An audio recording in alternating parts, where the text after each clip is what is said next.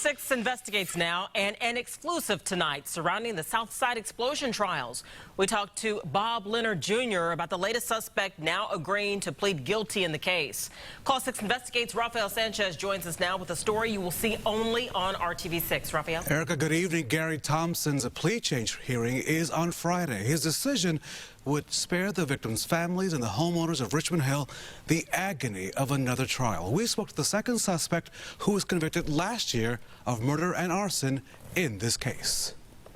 Bob Leonard Jr. agreed to talk as long as there was no videotaping. He was okay with the taking of pictures and the recording of his voice. I've lived, eat, and breathed this case 7 days a week, studying it, 16 hours a day. Leonard is serving life in prison without parole for his involvement in the deadly Southside explosion. He was convicted last year and is currently being housed in the Wabash Valley Correctional Facility south of Terre Haute. And now a fourth man, Gary Thompson, accused of being in on the plot, is set to take a plea deal that would let him walk free in about 8 to 10 years. Gary Thompson, is he responsible as your half-brother Mark Leonard for what happened back in 2012? I don't know if he's as responsible as Mark Leonard or Monster and Shirley. Monster and Shirley is more responsible than anybody. Okay.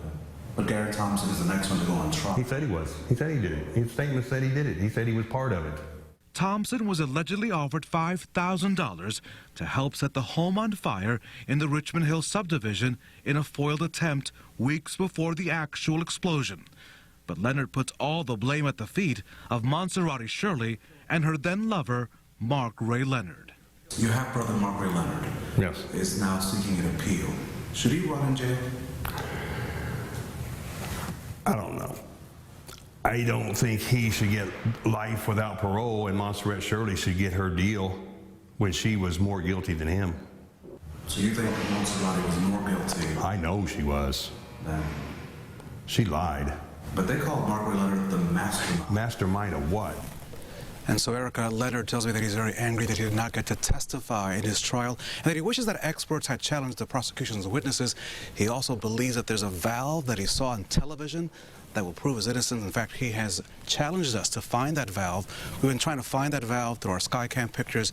We have yet to be able to find that piece of equipment that he says that will prove his innocence. So, Rafael, we know there's a hearing for Thompson on Friday, but isn't there a fifth suspect? Yeah, so let's take a look at the big picture here. Glenn Holtz is one of the 5 suspects. He isn't in custody. The state says that Holtz is part of the conspiracy that led to the deaths of Dion and Jennifer Longworth. The Holtz trial is set for November the 10th, which would fall 4 years to the day of the explosion there in Richmond Hill. And it's likely that he will possibly also get a plea deal in the case, which means that all the court cases, all 5, could be resolved by the earliest, by the end of this year, by the latest in early 2017. You've been following this all along. We know you'll be on top of it, Rafael.